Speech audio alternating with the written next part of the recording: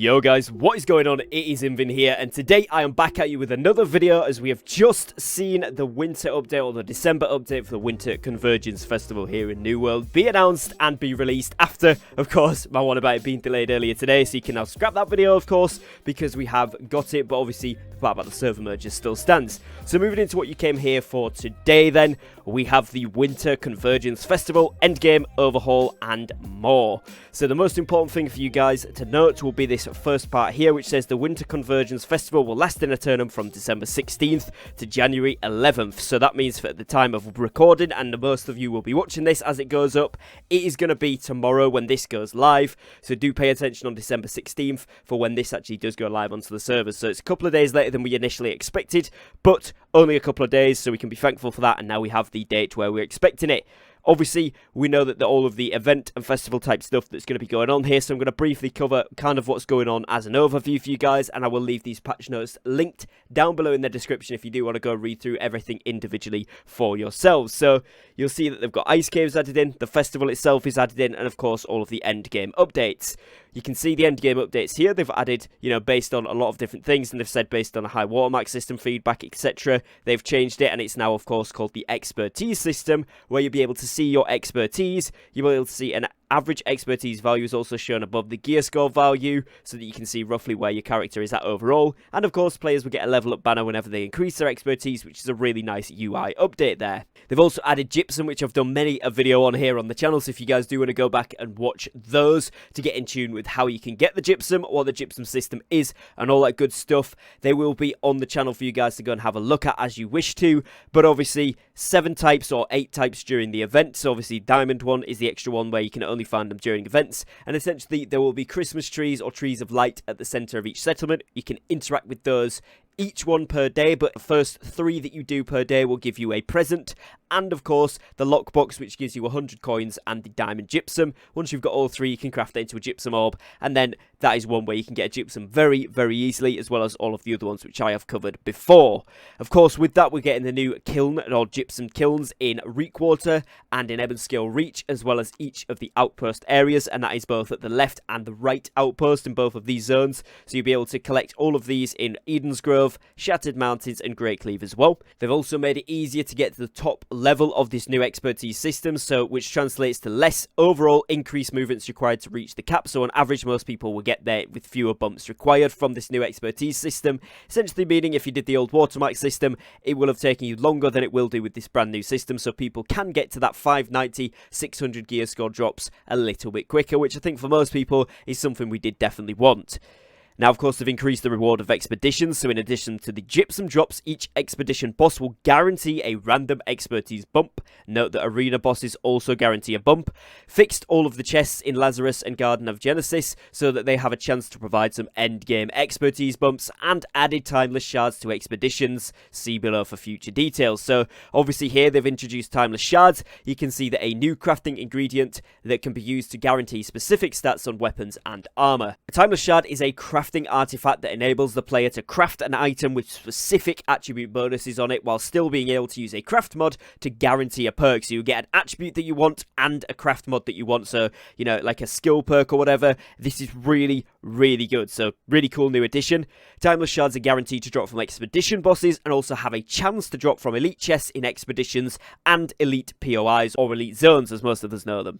They have adjusted 2 POIs to become endgame content. This is the Malevolence one, of course, which has now been up to level 66 and now has 6 elite chests that all provide expertise bumps, or can do, and Imperial Palace and North Dynasty Shrine elite POIs. In Ebonscale Reach were up leveled to level 66 as well, and now have 8 elite chests that can provide an expertise bump, and of course, like we know before there, the timeless shards as well, as all the reagents and stuff that we're used to getting. And please note that Imperial Palace there, because that has 8 chests, this now is a direct competitor to Merkgard, so any of you that own Ebonscale, watch out, people are probably going to come and try and grab that, and any of you that don't own it, you're probably going to want to, because this is going to be one of the best places, and if you can actually get the luck boost from owning the territory in the joint best place with Merkgard on the entire map, you're going to be doing pretty well, so I would certainly recommend that. They've increased level of endgame corrupted breaches to 66. These are at 60 or 65, most of them, so these are actually now 66 level breaches. And they've made a number of adjustments to the endgame difficulty to compensate for some accidental overtuning that they did in November, finding a middle ground. And I think most of you will be the most happy to know about the Hellmouse, the big doors that take ages to kill. They should have been downscaled with this patch, so we should actually be able to get through those in a reasonable amount of time, which is really, really nice. Now, in terms of quests, they've added some improvements to the main story quest, supplemental territory quests in Restless Shore and Morningdale. Obviously, before, most of you that will know have been through the main story quest. Not really anything taking you up to Morningdale, so it's nice to have some quests added in there. And also some new housing quests to kind of bring that sort of system into the quest line, how players get introduced to it, and sort of through an architect quest line there, which is quite nice and gives a little bit of a different introduction to the game, which I think will be very, very good for a lot of new players. They've done some notable fixes, which you can see here. Most importantly here for most of you guys will be the added more info to tell players that PvP faction mission player kills don't reset on deaths, so it's really important. Not a lot of people knew that. Removed many elite quest prereqs for 40 level armor and weapons, so any of you that are lower levels, you're still leveling up. Some of those have been removed now, which is really, really good. And also, they've fixed an issue where certain Morningdale NPCs didn't have a map marker for quests, acceptance, and turn-in. Again, if you've done any quests in Morningdale, you know this can sometimes be a pain, so that's been fixed, which is really, really good. And also, you can no longer get to Captain Thorpe by clipping through the Mirkgard Cathedral, so all of you cheeky players no longer doing that. In terms of combat then, they said due to our initial PvP damage formula, it caused lower gear score to be more beneficial in damage mitigation. We have updated our formula. We are looking forward to hearing your feedback on these changes. So you can see here, they've essentially made it so that the higher level stuff or the higher gear score items with higher resiliences actually do have higher resistances now. It's not just the case of the lower stuff being scaled and being better. So that's good. It means we can actually stand a chance, and it doesn't mean that players should be running that really low level stuff scaling up. Yeah, back to normal basically on that one. They've had a few changes to dodges there. There was an issue where you could repeatedly dodge even when exhausted if you weren't pushing a direction. That has been fixed. And also abilities that used to prevent you from getting out of them, but you could get out of them from jumping, such as Ice Shower, have now been updated so that you can't now jump out of them. Basically, if you're stuck in an Ice Shower, you can't dodge, you can't jump, you have to stand there and block and defend the best you can and hope your team helps you, because they are actually going to be CC abilities now. They've done a lot of updates to the perk system, so you'll see some brand new perks here, some gem perks, which is Accelerate, Retaliate, and they've also changed Keen and Berserk. They've also added all of these brand new perks, which again, I have gone over in a recent video, and as I can tell from here, none of these have had changed differences except from Thwarting Counter, which is 5 to 15% additional damage, which I did go over, but Thwarting Strikes is 3 to 12% additional damage while you have Grit. Trenchant Strikes we went over before, but Trenchant Criticals is fully charged heavy attacks deal 5 to 20% additional crit now. And then Trenchant Rend we went over as well. If you guys do want to see a full video on that, again, it is up on the channel for you. And of course, these will be linked, like I said at the beginning, down below in the description. So if you do want to read through them yourselves, you can do. These are going to be really, really important. I would say that Trenchant Rend, Trenchant Crits, Trenchant Strikes, probably Trenchant Crowter, definitely Plague Strikes and Plague Crits are going to be some of the most best in slot item perks that you can possibly get once these do drop. So you are going to want to pay attention for the craft mods for these when we work out what you can get them from.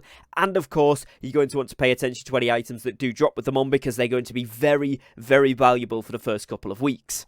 Now, in terms of Outpost Rush, just a couple of fixes there, which could fix the crash and fix the initial spawn area so that they now have barriers preventing enemies from entering, so you can't be spawn killed. Finally, that's something I wish we had from the start, of course, but it is good that it is in now. In terms of weapons then, Rapier, you've had a buff. You will see here slightly reduced recovery time on heavy attacks. This was already very, very fast and now puts it in line with the Warhammer and the Great Axe light attacks, which means that Rapier players can hit some very, very quick heavy attacks. Not quite at the same speed. Obviously, the light attacks from those heavy weapons is still just a fraction quicker, but it's more or less the same difference, you know, in terms of a war situation where everything's very, very hectic. Those players with the Rapier are going to be able to do very, very well.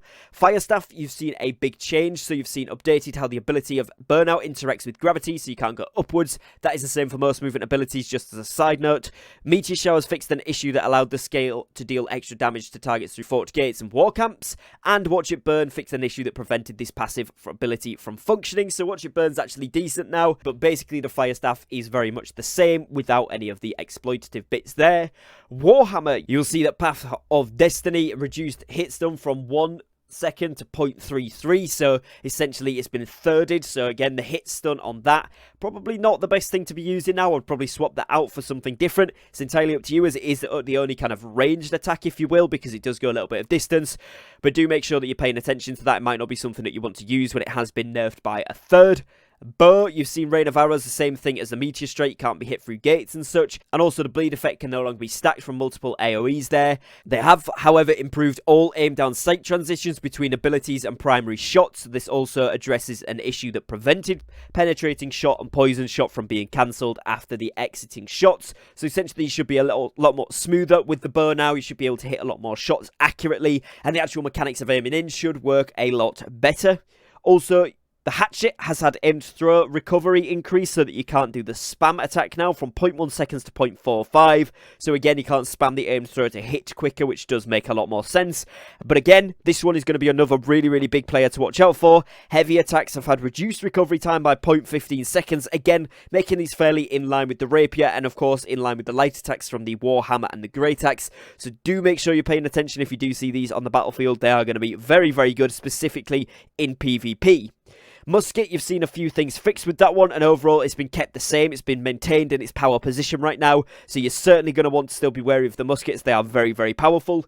Life Staff, you've seen a change to Splash of Light. This is quite important. Purity has had an updated description to specify that the target must be healed for debuffs to be removed. And Beacon, this is really important, fixed an issue where the healing buff would persist on the caster after leaving the circle. Now, a lot of us didn't realise this was necessarily a bug before, so of course do pay attention when you are using Beacon that will no longer be the case unless you heal directly onto the ground underneath yourself, in which case obviously then the effect will persist. Ice Gauntlet then has been buffed slightly. It's made a much more of a utility-based weapon, which I think was always the original intention of the Ice Gauntlet, and this is something which is really cool. So you've seen that the Ice Pylon, Ice Dodge has been an updated tooltip, fine. What's really important from this one is that they have Ice Tomb has been increased health from 50 to 75% of the caster's health, which makes this much better, and the Entombed Burst has had a reduced mana cost by half from 20 to 10 mana. So this makes this one really good, and again, like I said there, the Ice Gauntlet really tuning towards the side of utility. Sword and Shield have had reduced recovery time on the heavy attacks by 0.15 seconds, and this is really good. Again, moving towards that tank build that can also do some damage. Fantastic addition. Great Axe, really important here, guys. So, Bloodlust updated description to clarify the correct effective range of 15 meters, and Bloodlust down here has had a haste bonus reduced from 30 to 20%. Base crit damage of the weapon has been reduced from 40% to 30%. Light attacks and non-fully charged heavy attacks have a reduced homing range detection from 4.5 to 3.5 meters, so essentially reduced by a meter of honing abilities. And reap damage, initial damage, has been reduced from 110 to 70%. This one's particularly important because, of course, if you have the upgrade where it heals you for the percentage of damage done, that percentage by default of the weapon damage being lower is going to heal you for less. So the sustain with the Great Axe is going to be less, movement speed less with the ultimate on that side of the build. And, of course, you've got to remember that the crit damage has now had a base reduction, so you're going to be doing less damage overall. So, quite a hard nerf to the Great Axe there. You've also seen the Void Gauntlet. We've had a reduced max percentage that the Petrifying Scream could scale from 50 to 30%. Makes a lot more sense. This is still very viable, but just less overpowered. Void Caller has had a few issues fixed, and the most important thing here as well, other than the Petrifying Scream, is the Orb of Decay, where they fixed an issue where the detonating orb could trigger backstabs. That was happening quite a bit, and it now doesn't happen, so bear that in mind, any Void Gauntlet users. Spear, you've had a massive buff if you're using the Spear. You'll see that they increased the hit shape size and attack homing on all thrust attacks, which is really good. They've also done Skewer, increased the lunge distance by 50%. Perforate has increased rotation speed during the ability, so you are locked at the spot, but you can go left and right. And then Strong Conditioning has fixed an issue where Strong Conditioning buff could be cancelled by a Honing Stone, and Strong Conditioning no longer shows a text pop-up when triggered. So overall, really good improvements to the Spear, and it is going to be a very strong weapon, so do bear that in mind as a contender, particularly for those 1v1, 1v2, 1v3 type builds, and PvE especially. I will have to test this out in the wars though to see whether it's viable in large scale as well. You'll also see there's been a lot of things changed in the general AI. One thing to point out though is, of course, the Brutes fixed an issue preventing Outpost Rush corrupted ogres from being staggered, and the thing that we've all been looking for is Invasion Brutes from being staggered has been sorted out. But this one right here at the top, remove the gravity vortex ability from the Outpost Rush Corrupted Ogre. This is amazing. It means you're not going to be able to get sucked into the Ogre every single time it's down, which is really, really annoying. That has been removed, which is a massive, massive change to anyone that plays Outpost Rush, so do bear that in mind. We've seen a lot of changes to different AIs from the expeditions as well, but most notably for the endgame players, Lazarus Instrumentality. You will see that Demos fixed an issue that could cause Demos' lunging spear attack to miss players within melee range. Sometimes we were getting let off by that. That won't be the case anymore, so do bear that in mind. And we've also seen Scylla, who is the snake boss, and she has had fixed an issue where Scylla's arcane wave attack would hit players twice, so that won't be happening anymore. Fixed an issue with causing Scylla's arcane snares to execute players who were in death's door, which again was very annoying and now won't happen, and fixed an issue causing Scylla's arcane bomb spell to continue casting after she is dead, which again, little inconvenience, didn't usually wipe the team, but it was annoying. And also there's still another issue that allows the players to happen, but they're looking into a solution for this, so that potentially you could see the last one, but they are looking for a solution for that. And as a side note as well, guys, you will be seeing less slices, same amount and for the same amount of time, but just slightly less often. The first one you will see after 10 seconds instead of after 5, and the duration lasts for 20 seconds instead of 10, so it's the same difference, just takes longer for the first couple to appear. Now again, something massive that's changed with the endgame progression system is the trade skill Aptitude. I've made many a video on this one as well, so I'll leave you guys to go and watch those ones if you do want to have a look at it. But what all you need to know for the basics of this is once you reach level 200 in a given trade skill, you can level this up again to +1, +2, +3, etc. And each time you level up, you will have 3 markers, one a third of the way, the second one 2/3 of the way, and a third one once you get back up to that fully second level done, or third level or whatever, and you will be able to get a cache from each of these 3 increments. When you do get there, the caches get progressively better as you go up those increments, and you can get craft mods, special ingredients, schematics, and even recipes from these, and they're mostly trade skill relevant things, which is really, really cool, and it gives crafters a lot of avenues to make a good bit of profit and increase their viability in the game, which I think is a really, really good update. Bear in mind as well, from these trade skill Aptitude caches, you can also get a gypsum per day, which is really, really good. And you can also get equipment patterns, which are these brand new items where you can craft artifacts that are guaranteed 600 gear score item that have a specific appearance. Patterns do require a significant amount of powerful crafting resources to create, but they do guarantee that gear score of 600, and they will still roll perks, and players have the normal amount of control over their outcome with craft mods and Azoth, i.e. you can't roll both like you can with the timeless shards, but you will be able to put in 45 Azoth and still put in a perk that you want as well, or an attribute that you want, so it's entirely up to you there. They do have a small chance to drop from Arcana, Weaponsmithing, Armoring, Engineering, Aptitude reward caches, so if you are wanting to get your hands on those are the best ones to level up in order to get those. A lot of you guys will already know this again if you've been watching the channel, but you can revive 250 of a tier 5 raw ore, wood, fibre or rawhide into one legendary material. For instance, you can now convert 250 orichalcum ore into 1 tolvium or 1 cinnabar. They then went on to include the PTR notes as well, but since we are going into the main live game, most of the notes we read above are much more viable and applicable to the live game, but obviously it just covers the Winter Convergence Festival, the endgame updates, some of the perks and updates to the weapons that we've already read over, and of course, lots and lots and lots of the fixes, which is amazingly good stuff. Now, one thing to note here is when the event does go live, you'll be able to start earning those tokens right away, and for a lot of you guys that are going to want to get on those endgame stuff, I would recommend at least doing your daily presents from the trees, and of course getting on with the quests, because you will need to level up your reputation. You don't need to do a level up quest as it were, however you are going to be questing in order to gain all of your rep with the Winter Convergence Festival Yeti,